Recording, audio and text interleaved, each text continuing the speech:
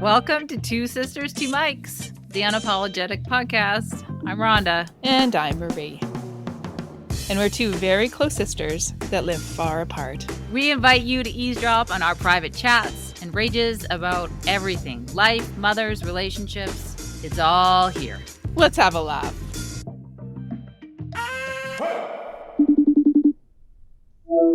Hey, Rhonda. Hey. Nice to talk to you. Oh, well. Nice to hear your voice. So, what have you been up to? Oh, I don't know. I feel like we blew our load. What are we going to talk about? Well, I've been meaning to ask you, how did the house sitters go when you were here visiting us a couple of weeks ago? How did the house sitters go? It was awesome. We came home. The house was exactly the way I left it. It was neat, tidy. You could tell that they had wiped everything down, Nice. cleaned everything, and it didn't look like they used any, it didn't seem like anybody had been here. So it was really good. I love them. Yeah. And they're going to come back because we're going to go to Caslow and camp at Caslow and do a Monica Meadows alpine hike next week. Nice. Which I'm really looking forward to. Where's I that? feel like, up the Slocan Valley. Okay. Like Kootenays area. Okay. Kootenays. Yeah. Oh, that's going to be so nice. Yeah. So, and How long? 3 nights from the 12th to the 15th. Okay. So they're going to come nice. and look after the chickens. We'll take Arrow. So they're keen. Yeah. And they didn't even want any that's money. So nice. Yeah. But we gave them. What? Yeah, we gave them money anyways, just because we appreciated what they did. So yeah. So yeah, it went really well. Who knows how long that train will last? Then they might move back to Ontario. So nice. Yeah. Well. Oh, they're from Ontario. They're from Ontario. Yeah, I told you that already. That's a long ways away. No, Ontario. You didn't tell me that. Yeah, I did. I told you Jacob's from Ontario. He grew up by a stream. Yeah, Babbling Brook. Oh, by a stream. Okay, yeah, all right. I remember it now. Fine. Yeah, what else have I been up to? Other than being sick and feeling sorry for myself. I don't know what to talk about. You know, I've been waking up and just doing my usual exercises and stretches, and I've been doing the heart meditation that Sarita does. Oh, good for you. Anyways, it's basically it's based on gratitude. Mm-hmm. And just really feeling that feeling of gratitude, and it's really been helpful. Like you've noticed it. I feel like I've been more playful. I've been a little bit lighter in my loafers, I guess you could say. Light in your loafers. The other day. Okay. You bought some loafers. I think that's a very old saying. I don't know where I get. Doesn't that allude to homosexuality? I never say that, but light in your loafers. I do now. Okay, sorry. Does it? I'll have to look that up later. Never think of now. Are you looking it up now? So bad, like light year. Yeah, derogatory slang used to describe the man who is perceived as gay. This is how you've been feeling lately? Oh, man. I guess I've been feeling gay. I've been feeling gay. Yeah, like light. Whatever. We don't... You know. Yeah, I know. Whatever. It doesn't have to be derogatory. Light my loafers and feeling gay. Yeah. Okay. Okay, sorry. Go on. I won't ever say that again now. So we went shopping for our last camping trip at Save-On. Mm-hmm. And I really had to use the washroom. And I left the girls I don't know if this is bad. I think it was a good decision. Maybe it was a bad decision, whatever. I made the decision to leave the girls in the bulk candy area Oh. while I went to the washroom. So I come back and because we usually get candy for the trip, Mm-hmm. for the hiking trip, we get a bunch of candy. And I come back and there's candy all over the floor. Not sure if that was there before we got there. Candy on the floor. They have mixed candy in the bag. All the candy has different SKUs and different prices. Mimi's grabbing candy with her hands out of the bins and putting them in the bag. You have wild kids. And I said to them, I said, this is not the first time we have done bulk candy shopping. You know how this works. It does not work this way. This is the exact opposite way of how it works. So we had to start all over again. And we got our candy. And I also got some lettuce and a couple other things. And we got into the car, and the girls say, Mom, can we have some candy? And I said, No, this is for hiking. Well, can we have one at least? I said, and at this time, I hadn't had much to eat. I was feeling actually not very good and a little lightheaded. And we were sitting in the car in the parking lot, and I'm like, No, you got to eat lettuce first. So we pull out the lettuce, and we're all sitting there eating lettuce in the car. Perfect. And I just started laughing so hard. I was laughing until there was tears streaming down my face because I thought it was absolutely hilarious how we were all chewing on lettuce in the car in the parking lot at Save On like rabbits. And all because of my hardness, you Yes, I know what you're saying. can say, was about is I don't want them to just dive into sugar. So you're going to have lettuce right now. But they obliged. Yeah. And they sat there and they ate these huge pieces of lettuce and they did it. Yeah. And I don't know if it was tears of joy or tears of you're such a strange mother or just everything. And it just made me laugh. Whereas before I would have been hard on myself or I would have been just questioning or just getting upset or whatever. So that was kind of a pivotal moment for me to just laugh shit off. Be later. Instead of always dissecting things. Yeah. So that was really funny. Yeah. Oh, yeah, that is. So yeah, a little bit later in my loafers. Late in your loafers. Yeah. Well, you probably really did them a favor because they got that fiber and the fiber absorbs the sugar. I remember hearing if you're going to eat some sugar, eat some oatmeal first or something because that absorbs the sugar, or I don't know, fiber absorbs the sugar. Oh, really? Yeah, I remember hearing that somewhere. Who knows if it's true or not. But yeah. That's good. Yeah. Life is too heavy to be heavy when you could be light in your loafers. Yeah. Exactly. Yeah. I didn't go to that birthday that I was invited to. No. Yeah. Weren't in the mood.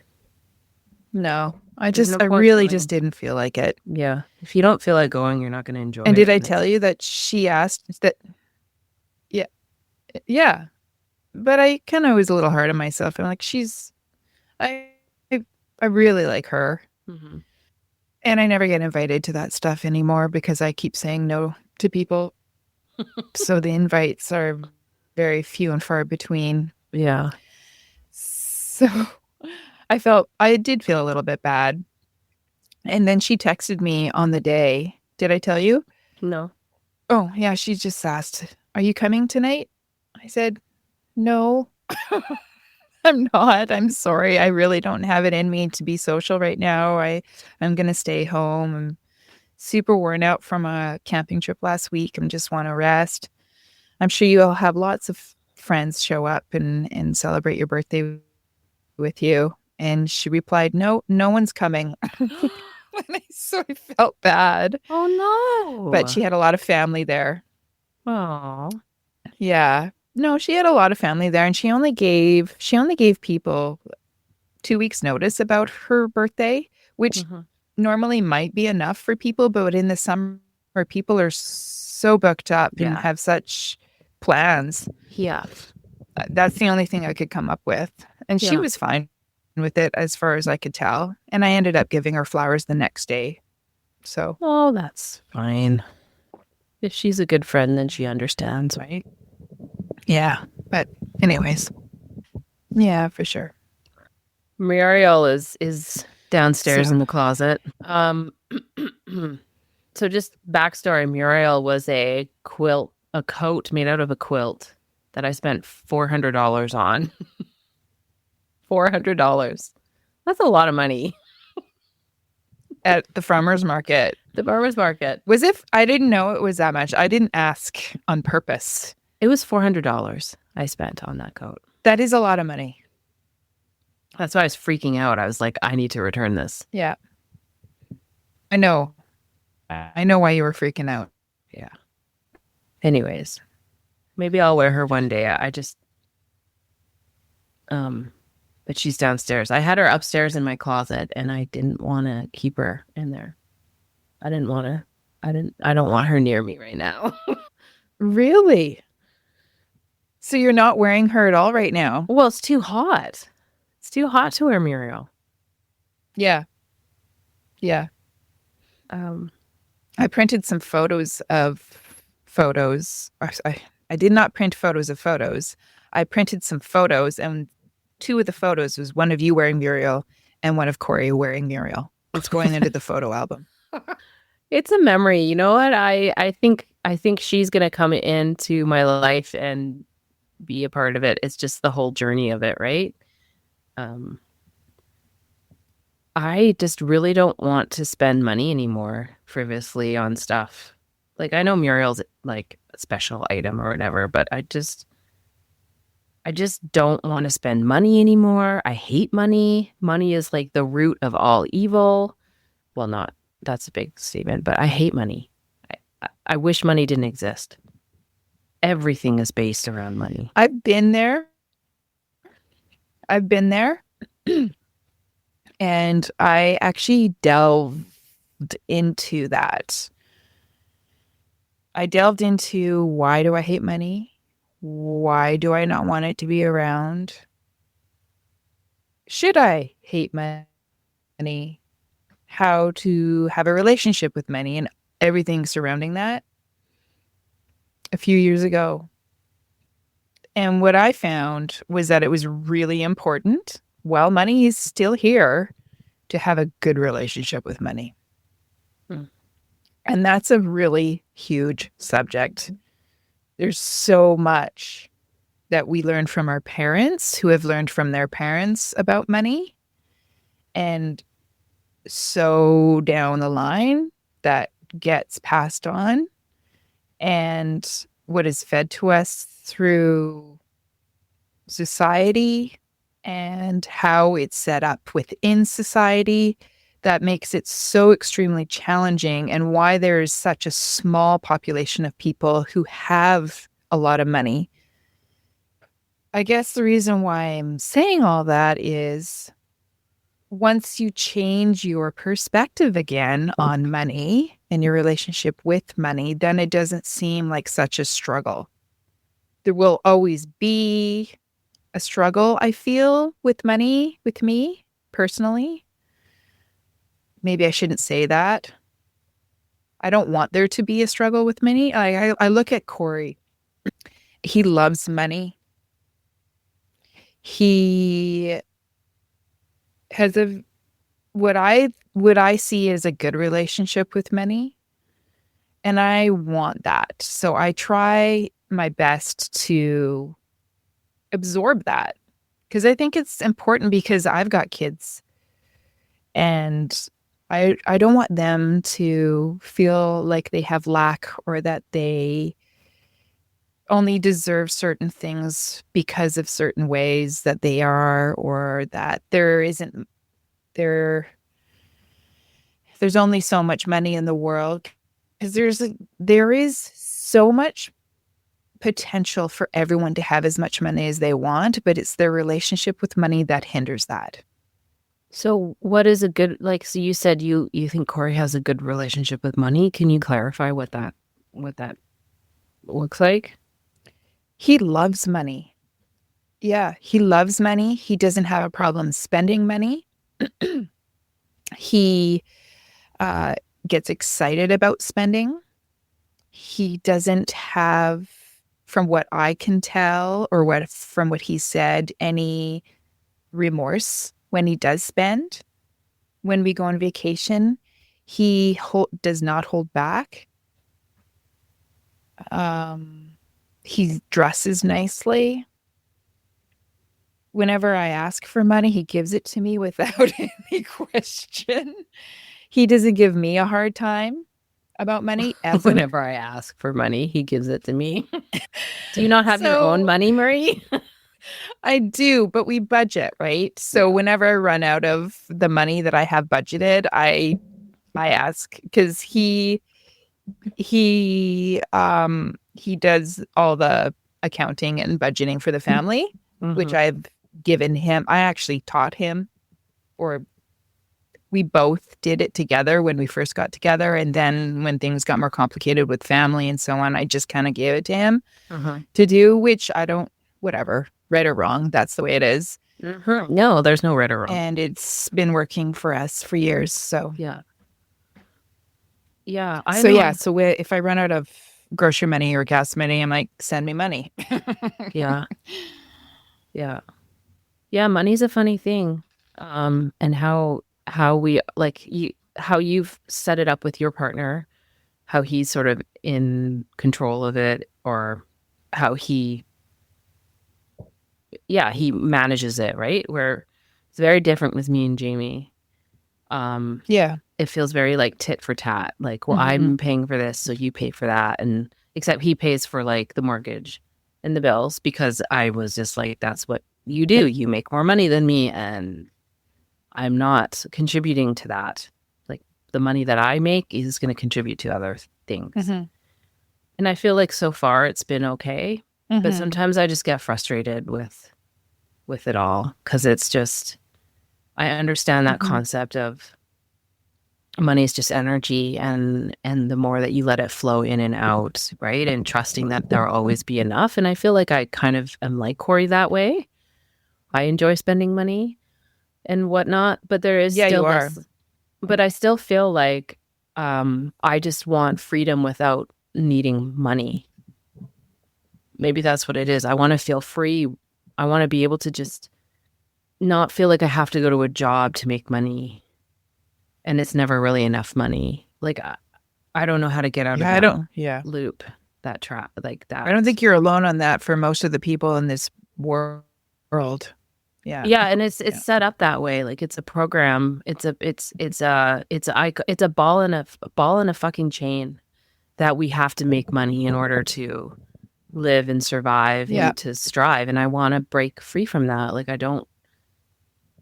want to live, not live to make just enough money so that I can do the things that maybe I can try to afford, kind of bullshit.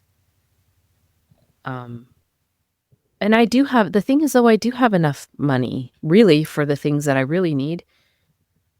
And we say that we want to go on Hmm. these fantastical trips Hmm. and like go on yachts and stuff like that. And I remember reading something where like you can, oh, what was it? It was like you can be or live in, you can have that energy of like being in those places without being in those places. And that's the true freedom. Do you know what I That's mean? right. Like, I That's don't right. need money in order to feel like 100%. I'm living on a fucking yacht in Monaco. I want to feel like I'm already like that Hmm. just from the feeling of being alive and like looking at the trees and the sky and feeling the abundance of the world, and you know what I mean, like that's where there's a disconnect. Ugh. Well, you can. But we're the we're just stuck in that loop of needing, feeling like we, I don't know, I can't even explain it. I'm just, it's a sense or a feeling that we're trapped through this idea of needing money to experience all the things that are just not within our reach. I know. That's what I mean when I say there's so much complicated, so many complicated levels to it. When I talk to Sarita about it, or whenever she's brought it up in her videos, And she's a spiritual advisor of yours. Like she's a spiritual mentor of yours. yeah, she is. She's someone that I listen to and respect, and I feel has a lot of wisdom and has a lot to share on all of these things. And when she talks about money, she said that she used to have a job, a job, just over broke. And We're broke. she didn't say that. That's my thing. Um, she then shifted her way of making money, not actually consciously, but subconsciously. She just started doing things that she really. So that's a mindset that we don't have in this society. We have a mindset as of, which I think is shifting, go to school, get an education, get a job to make money. Whereas her mindset, which I am trying to instill in my kids, is do something you love, do something that you're passionate about. You're not even thinking about money, which is even a bigger thought and thing to ponder. And then it just arrives. It's that energy thing you were talking about when you're in flow with what you are enjoying and in flow with life. That just arrives and you're always taken care of. And it arrives in abundance. It arrives in ways, and you said this, that you couldn't even imagine. And I say all this, but it hasn't happened for me. I know, like intellectually, but it doesn't happen for some reason. And that's my mystery. That's my mystery. We're still in training.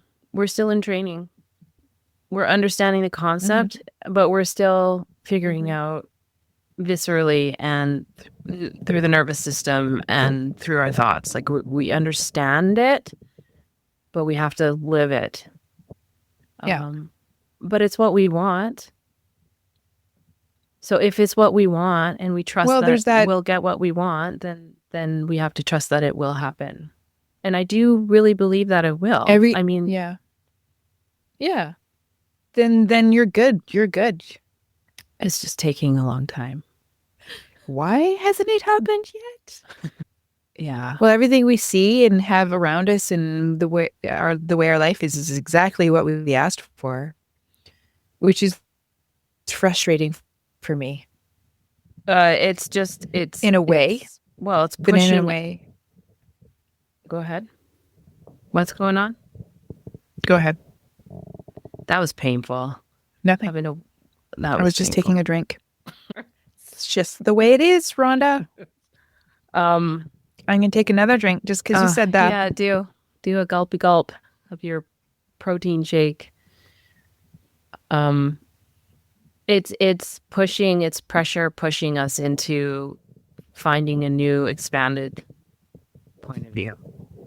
It's like we've put ourselves in these corners because we know that these corners are what the corners that we're being pushed into, like me being in this fucking shit town, small town, feeling small in my job and all of that. It's like, yeah. And we said this before, how am I going to expand my perspective, to create a different reality, even though I'm still in where I am, right? But how am I? Because we're these magical, multidimensional, fucking creational beings. That's truly who we are. We are very powerful, and this is coming from sources of information and intelligence that I am drawn to, that I truly believe this is a reality that I'm buying into or believing into. And so if this is true, then Yeah. then yeah. But it just there's this point where I just kind of just feel like nothing's ever going to change. And then I guess it goes back to that. There are changes, small little changes happening all the time. But Yeah. yeah, I was talking to Jamie. I was trying to expand his mind about his job because we're siphoned into this program of we're we only believe how much we believe. Like he's like thankful for his what was it? He feels really thankful for his job. Oh shit, I wish I could remember. It was like he just accepts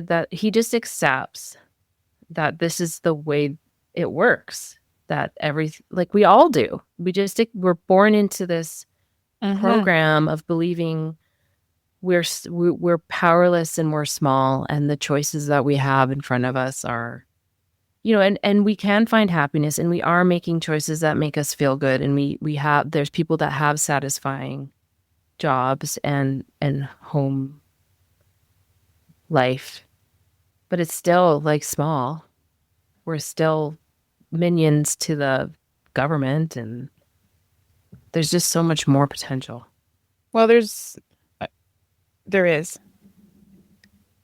How are we living our life though, day in and day out? Do we have that cloud of I feel small? Do I feel like I'm a minion? Or are we living our day to day in and out life with a cloud over us of gratitude?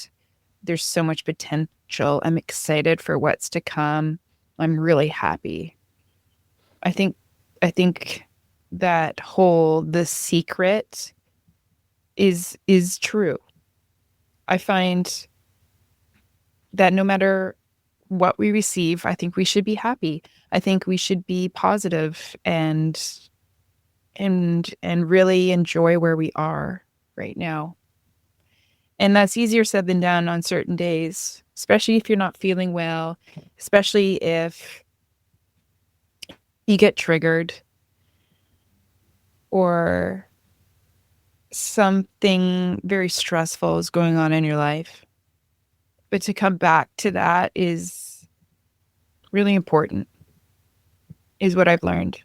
Because I lived a good majority of my life with a really dark cloud over me in every step that I made through every day.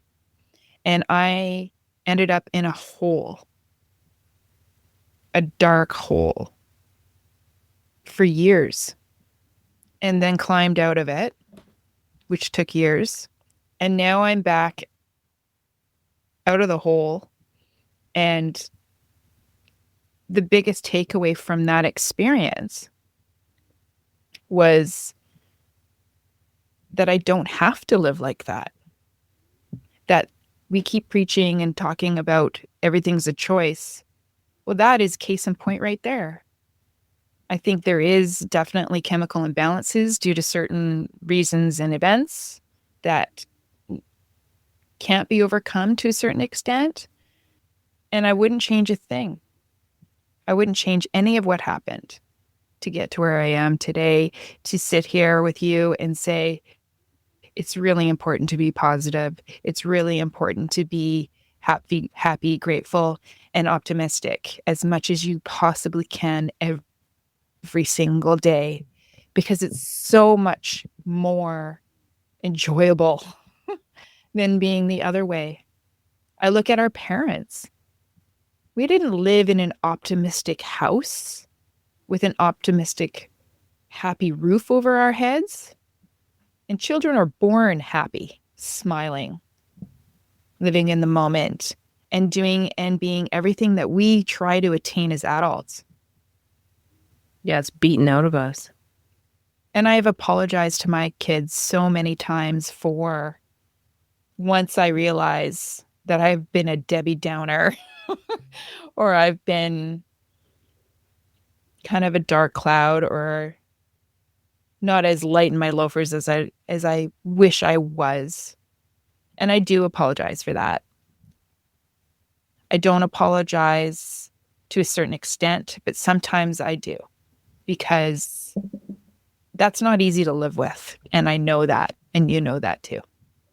Yeah, yeah,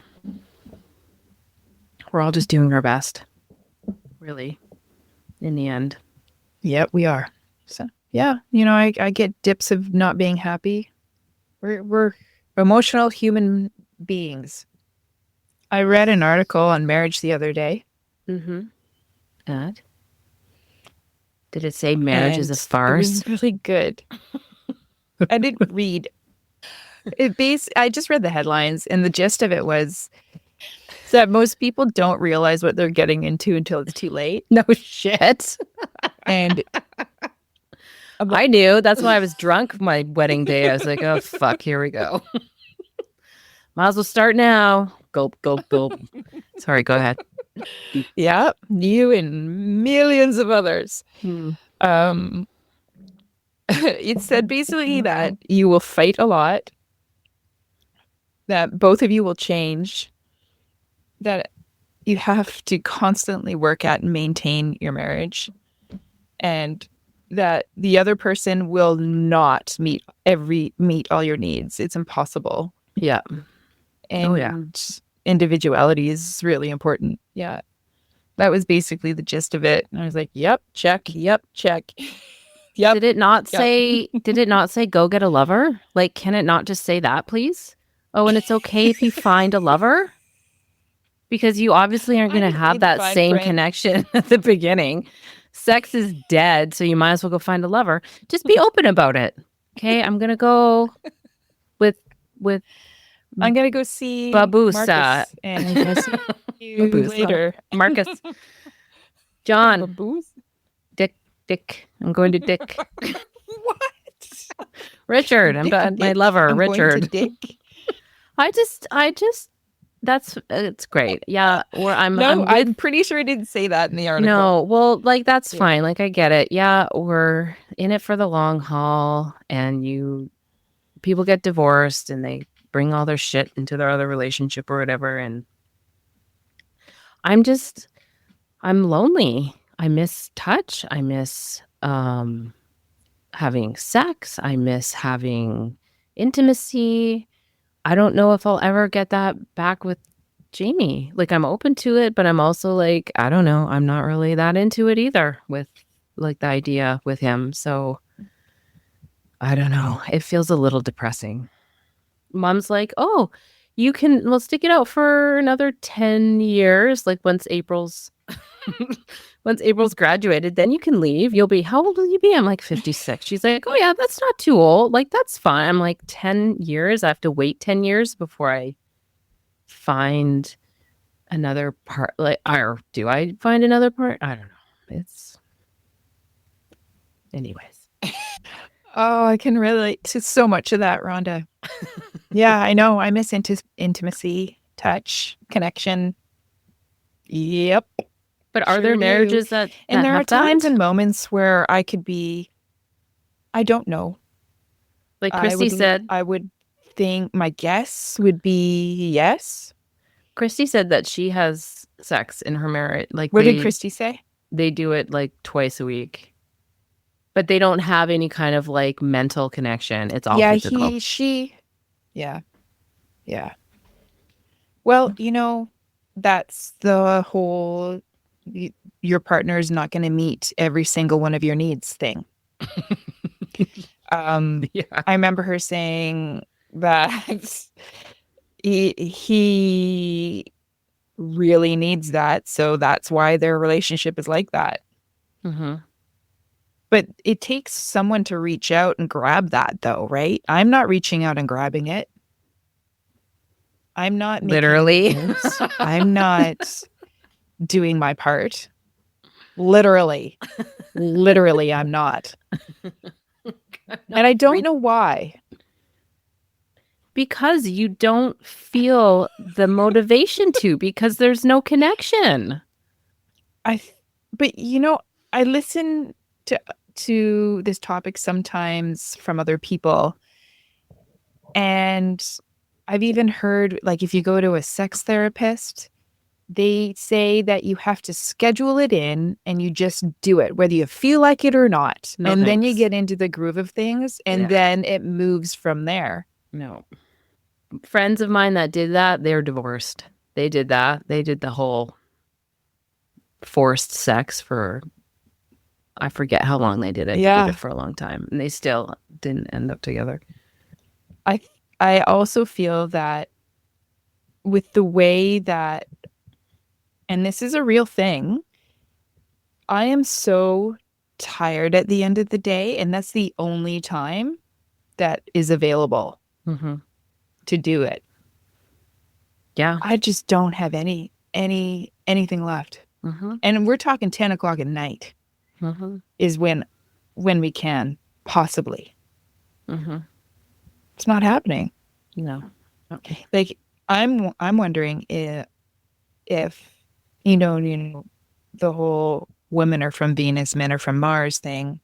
Men are very physical, women are very emotional. They need to feel safe and understood and heard in order to open up and be that physical. I don't know if I buy that for every single female on the planet, but I feel like there is something to that a little bit. I feel like I need to feel relaxed and I need to be in a place where I know kids aren't going to be listening at the door. I Mm-hmm. feel like I need to be in a safe spot in order for me to get there and be there. Mm-hmm. And I also feel that if we did start doing that, he would feel more relaxed and probably open up more on a intellectual level as well. I feel like Mm-hmm. he would share more and he would Mm-hmm. talk more and he would give more to me if we did have that part in our relationship going. Totally. So when is that going to happen? I don't know. The girls are going on more and more sleepovers. They're Mm-hmm. going away for multiple days more and more. I don't know. Maybe it does come with time. I know that Corey's brother and his wife almost divorced. They only had one kid. And now that she's older and in her 20s and moved out and almost married, they are doing so good. Hmm. So I have no answers. I have no idea. I don't think there's any one cutter plan or move to follow or what. No idea. Yeah, well, time's a ticking. My vagina is getting saggier and saggier. So, no, I just saw something online. It was awful. It was vaginal plumping, labia plump. Ew. Yeah, you That's get your awful. labia plumped. I'm like, okay, what's that entail? And how long does that last? And like, why is that even a thing? So That's awful. That, Women, what are you hey? looking at online? You don't even want to know, Marie. No, I don't. I don't want to know. Oh my gosh. Anyways. Well, well. On that Okay, note, well, I should I gotta probably go. go. Okay. Well, Call me always. anytime. I love you. Yeah, I love you too. I'll talk to you soon. Okay. Bye, Rond. Bye.